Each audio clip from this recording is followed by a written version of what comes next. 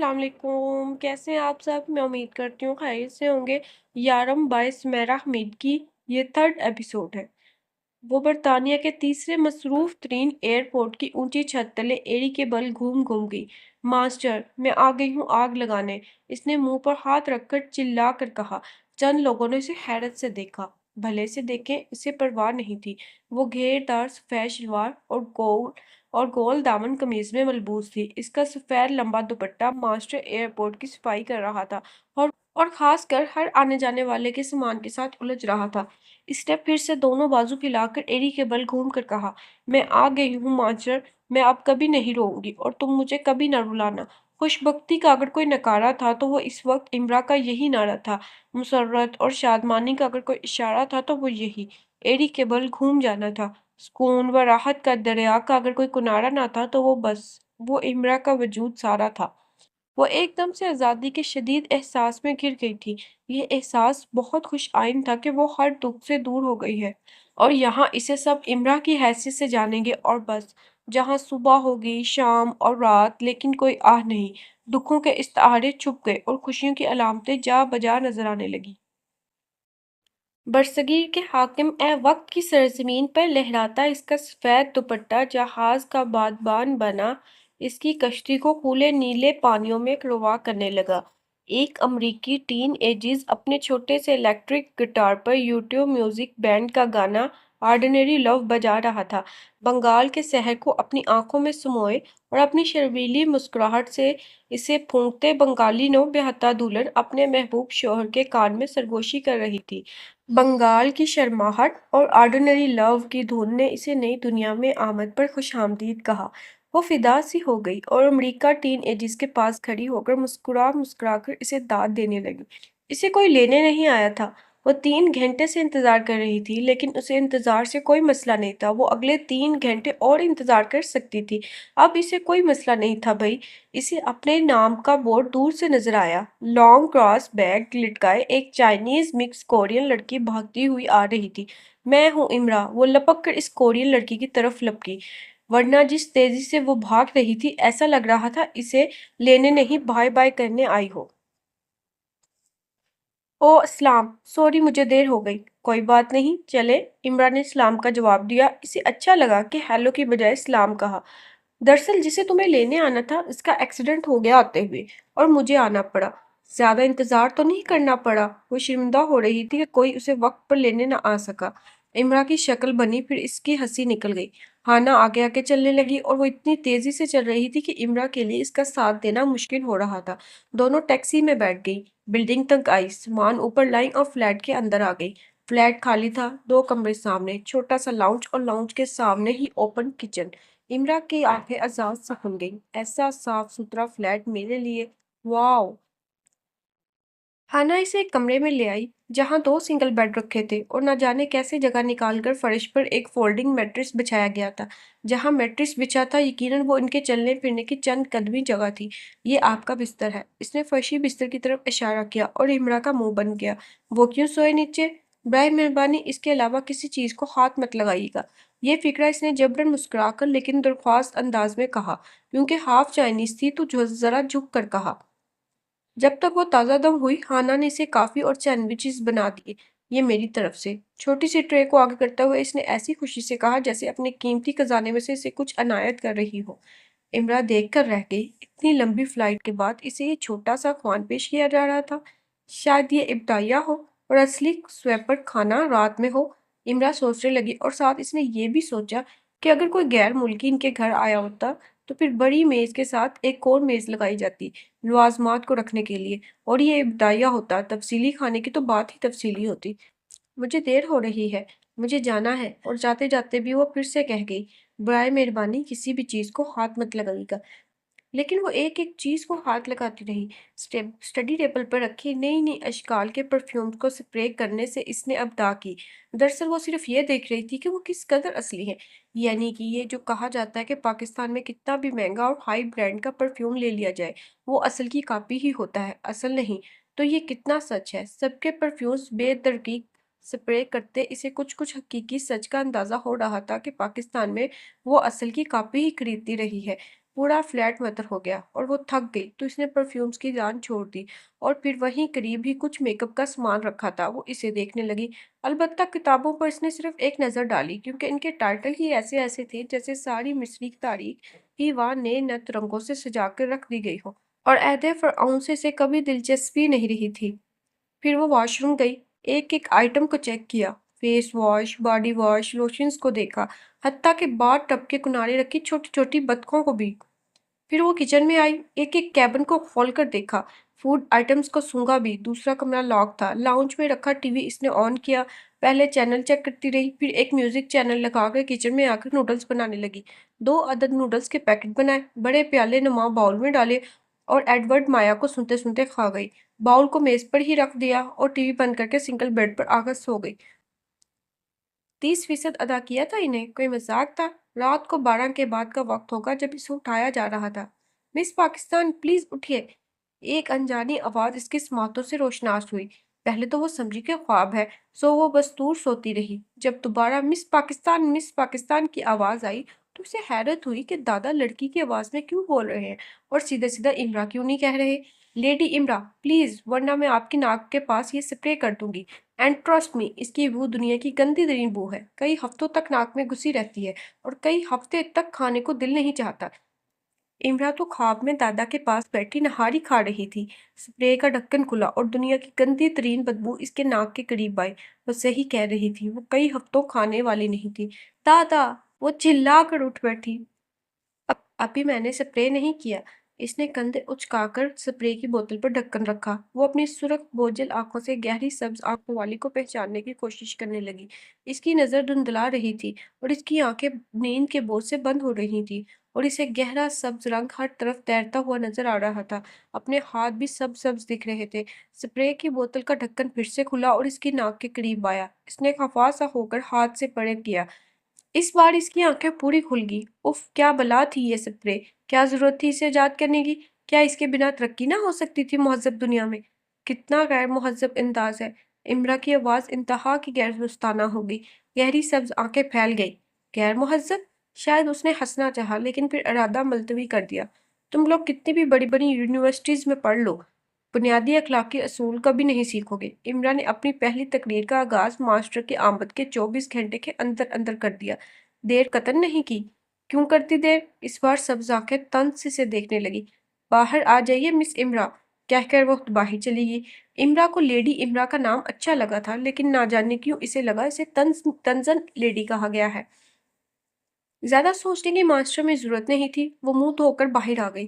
اس نے جان بوجھ کر دیر لگائی کہ کرتی رہے کھانے پہ اس کا انتظار، لیکن باہر لاؤنج میں کھانے کی میز سجی تھی، نہ ہی کھانوں کی اشتہا انگیز خوشبوئیں آ رہی تھی۔ البتہ ایک نہ دو، پورے 5 کا مجمع باہر بیٹھا تھا اور میز پہ باؤل رکھا تھا جس میں کچھ نوڈلز بچے تھے۔ یہ اتفاق تھا یا ان کا انداز تھا، وہ مجمع اسے گھور رہا تھا۔ بیٹھ جائیے، ایک لڑکی نے کہا جس کی ایشیائی طرز کے بالوں کی گوندی چٹی دائیں بائیں ایسے لٹک رہی تھی جیسے کنڈلی مارے بوڑھا سانپ کھڑکی سے باہر جھول رہا ہو۔ امرا بیٹھ گئی۔ شاید کھانے سے پہلے متعارف ہونا ہوگا۔ یہ مس پاکستان ہے، امرا، ہانا نے کہا۔ ہانا کا دوستانہ جوش کہاں گیا؟ امرا نے ایسے ہی سوچا۔ میں للی ہوں، اسکاٹ لینڈ سے۔ میں شرلی مارگوٹ، بھورے بالوں والی نے کہا، تو وہ مسکرا نہ سکی۔ بیٹی لو، میں جرمنی سے ہوں۔ بہت لمبی اور بہت پتلی بیٹی لو نے بے طرح مسکرا کر کہا۔ امرا دیکھ رہی تھی کہ اس کی ہنسی اس کی آمد سے ہی قابو سے باہر ہے۔ میں عذرا ہوں، شگاکو سے۔ لڑکھڑاتی ہوئی اردو میں آواز آئی۔ مردانہ ہیئر سٹائل لیے ہوئے، جس کو وہ صوفیہ کرسٹا ٹائپ سمجھ رہی تھی، وہ عذرا نکلی۔ یعنی اگر شرلی کی لمبی چوٹی عذرا کی لگا دی جائے تب کہیں جا کے وہ تھوڑی سی عذرا عذرا لگے۔ پر خیر، وہ جان جائے گی کہ اب جو یہاں ہوگا وہ کم ہوگا اور جو نہیں ہوگا وہ حیران کن ہوگا۔ میں نے آپ سے کہا تھا نا کہ آپ کسی چیز کو ہاتھ نہیں لگانا، ہانا نے بولنا شروع کیا۔ میں صرف واش روم گئی تھی، وہ صاف مکر گئی۔ ہانا کا منہ کھل گیا۔ یہ جھوٹ بول رہی ہے شرلی۔ شرلی نے آنکھ سے اشارہ کیا ہانا کو اور ہانا خاموش ہو گئی۔ یہ، شرلی نے میز پر رکھے باؤل کی طرف اشارہ کیا۔ مجھے کیا معلوم اس بارے میں؟ یہ تو پہلے سے ہی یہاں رکھا تھا۔ شرلی کے صرف یہی کہنے پہ وہ ڈر سی گئی اور اسے افسوس ہوا کہ سارے نوڈلز کھا کر باؤل دھو کے کیوں نہیں رکھا۔ ابھی امرا کو معلوم نہیں تھا کہ وہ باؤل دھو کے بھی رکھ دیتی، پھر بھی انہیں پتہ چل جاتا کہ ہانا کے نوڈلز کس نے کھائے۔ ٹھیک ہے امرا، آپ جا کر سو جائیے۔ سوری آپ کو ڈسٹرب کیا ہے، شرلی نے کہا اور کھانا؟ وہ کھڑی ہو کر پوچھنے لگی۔ وہ پانچوں پہلے اسے اور پھر آپس کو ایک دوسرے کو دیکھنے لگی۔ بیٹی لو نے گو کہ اپنے منہ پر ہاتھ رکھ لیا تھا، پر امرا دیکھ رہی تھی کہ وہ اپنی ہنسی روکنے کی ناکام کوشش کر رہی ہے۔ ابھی آپ کو اور بھوک لگی ہے؟ عذرا نے پوچھا۔ نہیں، بھوک تو نہیں لگی، مگر پھر بھی کھانا تو کھاتی ہے نا؟ اس سے یہی بات بن سکی، لیکن سچ میں اسے بھوک لگی تھی، اور بھوک سے زیادہ اس بات کا انتظار تھا کہ اس کے لیے کھانے میں کیا بنا ہے۔ کیا سب انگلش کھانے ہیں یا کچھ دیسی بھی؟ ہم بنا بھوک کے کھانا نہیں کھاتے لیڈی، شرلی نے کس قدر متانت سے کہا۔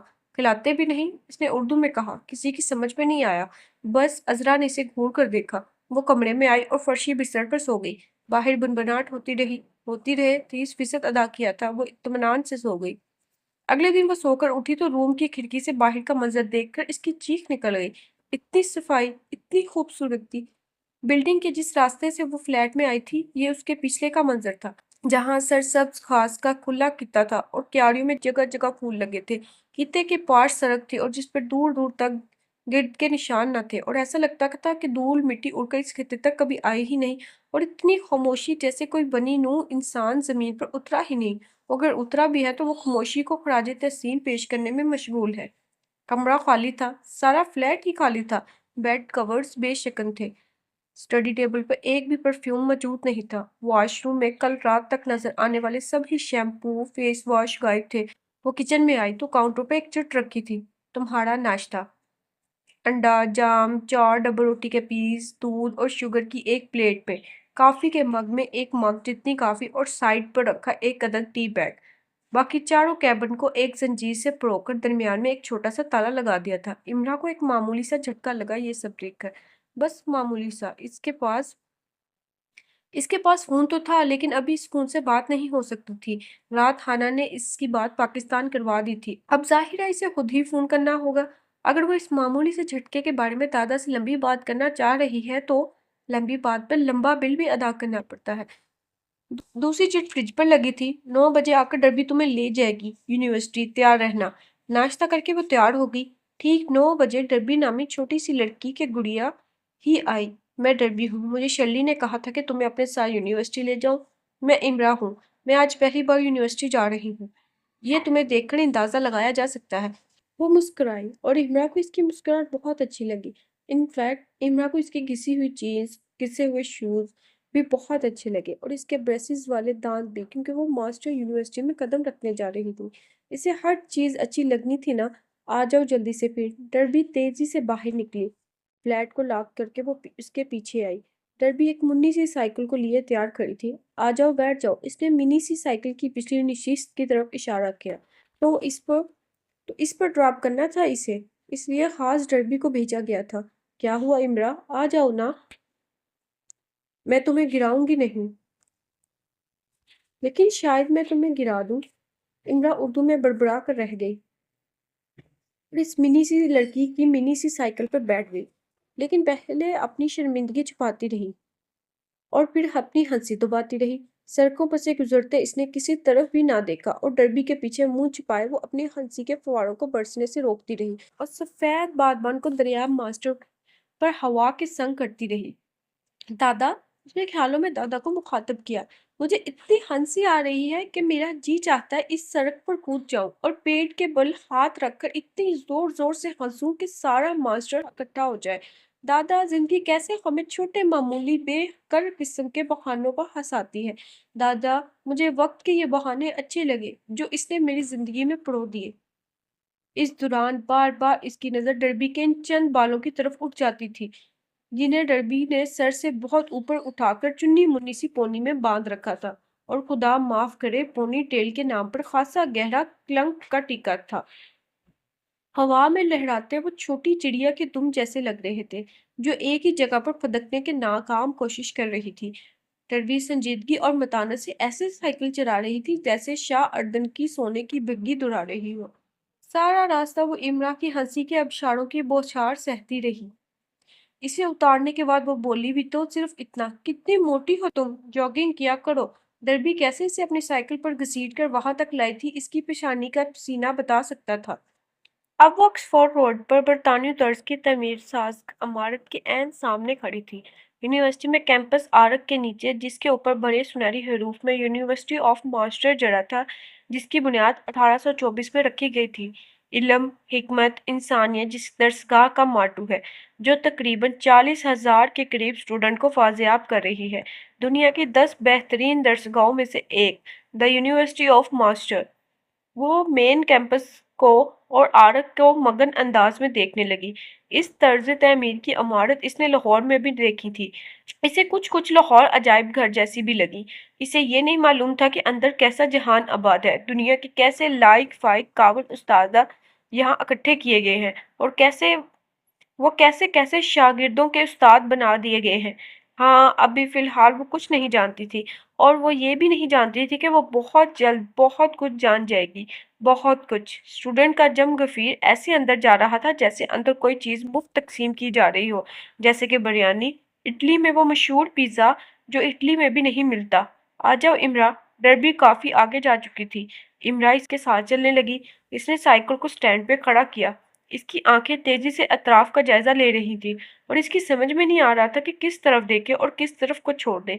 दिल भी यही चाह रहा था कि सब एक ही बार में जल्दी से देख ले, यानी सबको। स्टूडेंट की आमदरफ्त में तेजी भी थी और फिरती भी, और वो ऐसे चल रही थी जैसे कि फिरती और तेजी और वो ऐसे चल रही थी जैसे कि फुर्ती और तेजी से हम कभी मिले ही नहीं, और सुस्त रवि से हमारी बहुत दोस्ती चल रही है। इमरा, तेज चलो। डर्बी ने 20 कदम आगे जाकर गर्दन मोड़कर आवाज दी। इसकी आवाज पर इसने जरा सी तेजी दिखाई और इससे 15 कदम करीब हो गई। डर्बी सरसब्ज ग्राउंड में एक ग्रुप के पास जाकर खड़ी हो गई और इसकी तरफ इशारा किया। इमरा का इतनी दूर से ही जरा दम सा निकल गया, और वो 10-12 लड़के लड़कियों का ग्रुप था, और इनमें शर्ली को इसने फौरन पहचान लिया। बाकी अजरा को पहचानने में से थोड़ा वक्त लगा, क्योंकि इसने सर पर स्याह नेट बांध रखी थी। अस्सलाम वालेकुम, इसने इनके करीब जाकर जरा घबराई आवाज में कहा। अगर डर्बी के साथ इसकी साइकिल पे बैठते वो हंसने से जरा जल्दी फारिग हो जाती तो इससे कुछ मालूमात ही ले लेती, इन सब के बारे में, खास कर दाइम के बारे में, जो इससे राब्ते में रहा था और जिसकी मदद से वो यहाँ आई थी। सब ने अपना अपना नाम लेकर इस तारुफ करवाया। इस दौरान वो जिस खुलूस से मुस्कुराते रहे, इमरा हल्की फुल्की होती गई। वो बिला वजह इनके दबाव में आ गई थी। और ये सब तो बहुत अच्छे हैं। दाइम और वो दो लड़कियां इसके साथ यूनिवर्सिटी कैंटीन में आ गई और इसे काफी पिलाई। जब वो कॉफी की आखिरी चुस्की ले चुकी, तो ग्रुप के लीडर दाइम और ग्रुप की लड़कियों अनवाल और प्रीरा की खूबसूरती को दिल ही दिल में दाद दे चुकी, तो दाइम ने कुछ यूं बात शुरू की। मिस इमरा, क्या आप मुझे कुछ कहने के लिए नहीं कहेंगी? मैं वादा करती हूँ, इसने ठीक इसी अंदाज में कहा जिसमें बच्चा एक हाथ में चॉकलेट थामकर दूसरा हाथ आगे करके बोलता है, पक्का वादा, मैं रात को चॉकलेट नहीं खाऊंगा। गुड, क्योंकि मुझे शक है इसलिए फिर कह रहा हूँ कि दरमियान में मत बोलिएगा। इमरा को इसकी बात पे शक कुछ बुरी लगी, लेकिन इसने नजरअंदाज कर दिया। वो कर भी क्या सकती थी? आप मास्टर आ चुकी हैं, मुझे नजर आ रहा है। इमरा को दाइम की बेवकूफ़ी पर हंसी आई। दाइम ने इसे ऐसे देखा जैसे कह रहा हो, देखा, मैं जानता था तुम जरूर दरमियान में बोलोगी। इमरा ने इसके तौसर जान लिए। ओ, मुझ बेचारी पर रहम करो, मैं तो बस भूल गई थी का तौसर दे दिया इसकी तरफ देखते हुए। हम 3 लोग जो आपके सामने बैठे हैं, हमने और कुछ इन दोस्तों ने जिन्होंने तालीम मुकम्मल कर ली है, एक मंसूबा बनाया है कि हम अपनी ज़ाती कोशिशों से पाकिस्तान के लायक फ़ायक स्टूडेंट को जमा करके यहाँ अपने फंड्स के ज़रिए बुलवाएं, जो गुर्बत की वजह से आगे पढ़ नहीं सकते और आगे बढ़ने का और गैर मुल्की सतह पर खुद को मनवाने का मौका नहीं मिल रहा। आके खुद को साबित करें।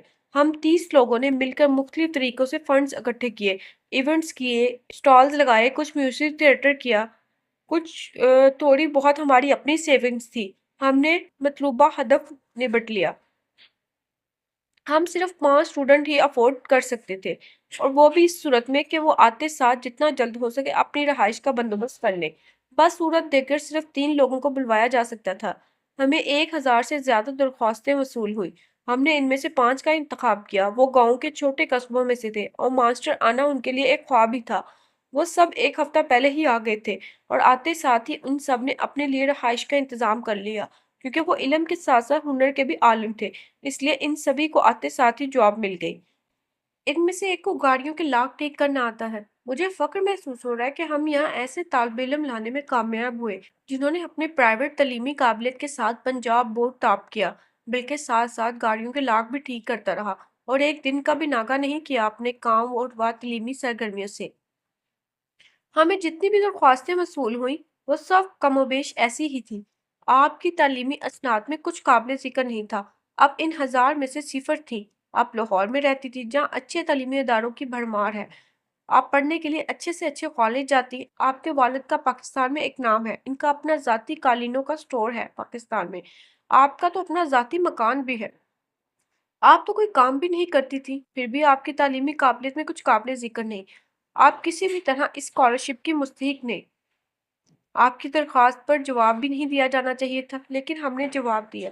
آپ کی تعلیمی قابلیت دیکھ کر نہیں، آپ کی ذہنی حالت دیکھ کر۔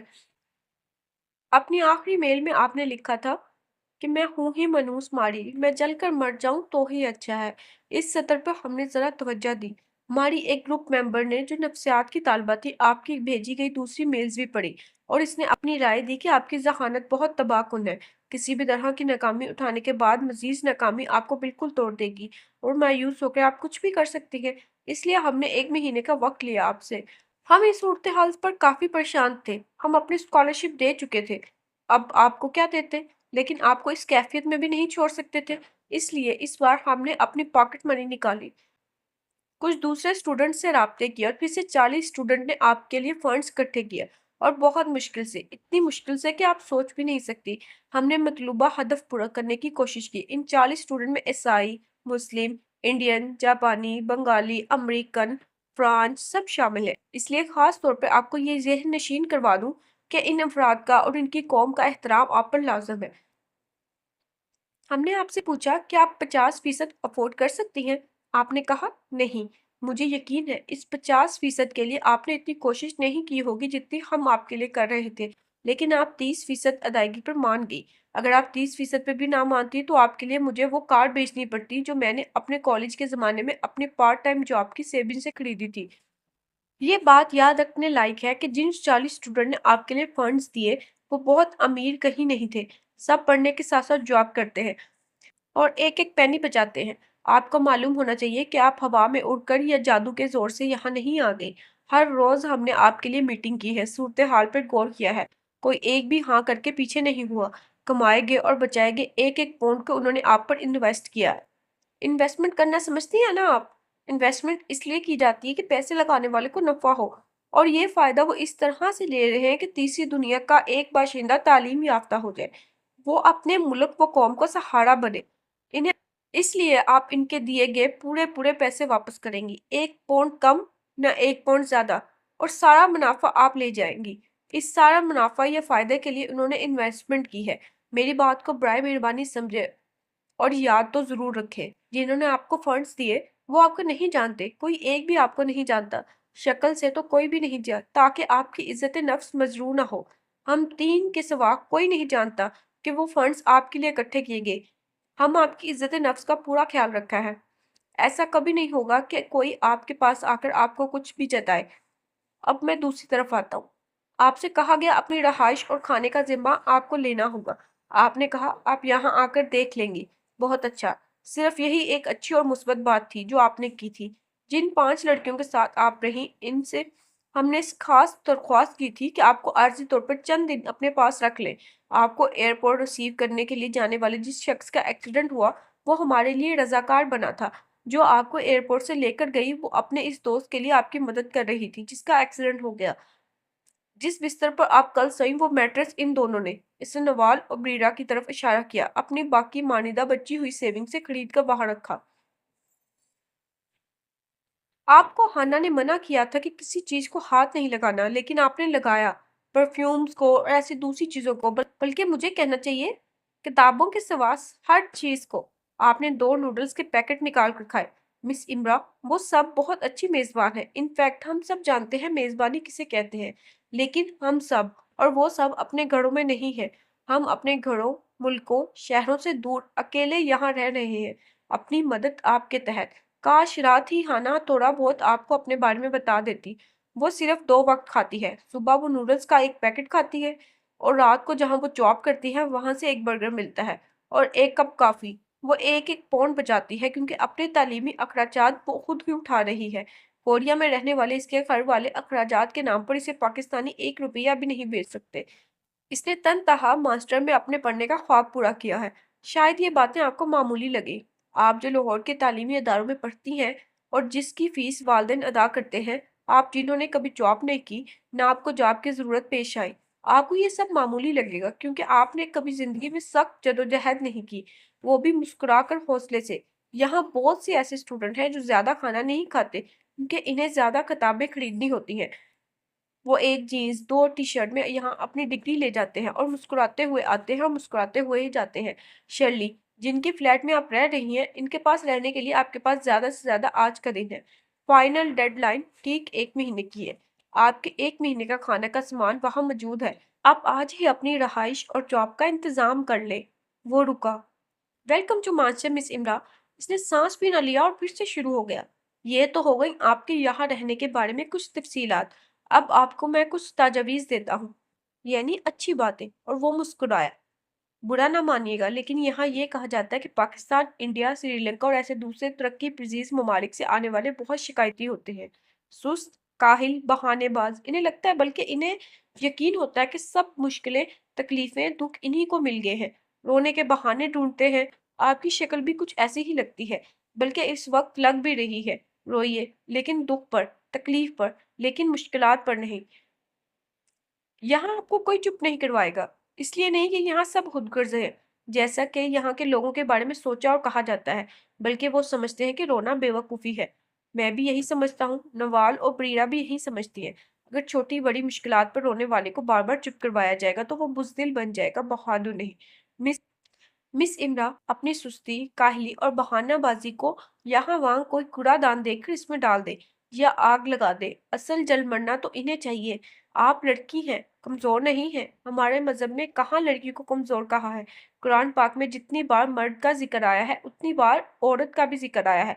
यानी आप मर्द के बराबर हैं, लेकिन बराबर होने और बराबर का साबित करने में बहुत फर्क होता है। लेकिन मैं ये सिर्फ इसलिए कह रहा हूँ कि खुद को कमजोर मत समझिए, अपनी ताकत को पहचानिए। मिस इमरा, आप मास्टर यूनिवर्सिटी आ चुकी हैं। आप दौड़ में शामिल हो चुकी हैं। या गोल्ड मेडल लें या दौड़ से अलग हो जाए और जाकर तमाशाइयों में बैठ जाएं। और याद रखें, तमाशाइयों की भीड़ में आपको फौरन जगह मिल जाएगी, लेकिन दौड़ में आप सिर्फ इंजॉयमेंट के लिए आई हैं, तो आखिरी नंबरों पर आने से बेहतर है कि आप दौड़ से निकल के किसी और को आगे आने दें। मेरा यकीन करें, दुनिया में जौहरियों की कमी तो यकीनन होगी, लेकिन हीरो की बहरहाल नहीं। इस बार रुका और काफी देर रुका ही रहा। यूनिवर्सिटी में वेलकम वीक चल रहा है, फिर आपकी क्लासेस शुरू हो जाएंगी। इस एक हफ्ते के दरमियान आप जमीन खोद दें या गोल गोल घूमें। आपकी रहाइश का बंदोबस्त हो जाना चाहिए, आपकी जॉब का, आपके फूड का। अगर आप भूखी नहीं रह सकती, तो ये सब आपके मसले हैं और ये सब आप हल भी कर सकती हैं। क्या नहीं कर सकती? इसकी गर्दन फौरन नफी में, फिर हाँ में हिली। आप सब समझ गई ना? जी। इसने ऊपर से सर हिलाया, अंदर से आंसू का रेला दबाया। गुड। अब आप जाएं और जमीन खोदें। ओह, मेरा मतलब है जॉब ढूंढें। अपनी डिग्री के दौरान आपको हर सूरत 30% वापस करना होगा। अपने अखराजात को आपको ऐसे संभालना होगा कि आप ये 30% जल्द से जल्द वापस कर सकें। समझ गई हैं आप? जी। इसने सर हिलाकर मुश्किल कहा। नवाल और बरीरा उर्दू समझ लेती हैं थोड़ी बहुत, लेकिन बोल नहीं सकती। आपको ज्यादा अच्छी तरह से समझ में आ जाए, इसलिए मैंने आपसे खिताब किया। आपको बुरा नहीं लगना चाहिए। मुझे बुरा नहीं लगा। वेल, आपकी शक्ल तो कुछ और ही कह रही है। मेरी शक्ल ऐसी ही है। ऐसी कैसी? झूठ बोलने वाली। अच्छा, अब आप क्या करेंगी? मुझे जॉब ढूंढनी है, जल्द से जल्द। इसकी आवाज रुन गई। बिल्कुल ठीक कहा। वैसे आपकी शक्ल बहुत तेजी से और बहुत सख्त किस्म का झूठ बोल रही है। मिस इमरा, अगर आपको रोना आए तो किसी ऐसी जगह चली जाइएगा जहां आपको कोई देख ना सके। ठीक है? जी ठीक है। पहले जाकर अपना स्टूडेंट कार्ड बनवाएं, अपनी क्लासेस का मालूम करें। वो सहम सी गई कि अभी ये सब भी करना है। कार्ड ये कहाँ से बनेगा? आप यूनिवर्सिटी में खड़ी हैं और सब कुछ यही होता है। ये जो आप इतने सारे स्टूडेंट्स देख रही हैं, ये बिना डरे अपने सब काम कर रहे हैं। आप भी यूनिवर्सिटी में घूमे फिरे कि आपके काम कैसे हो सकते हैं या आपको कैसे करने हैं। उठ खड़ी हुई। प्लीज दिल ही दिल में मुझे बुरा मत कहिएगा। इमरा का रंग फक हो गया। वो यही कह रही थी, लेकिन इसे कैसे पता चला? सो वेल, कैसा लगा आपको ये एपिसोड? मैं उम्मीद करती हूँ आपको बहुत अच्छा लगा होगा। और ऐसे ही और एपिसोड्स पढ़ने के लिए मेरे चैनल को सब्सक्राइब करें, लाइक करें एंड शेयर लाजमी करें। Thank you.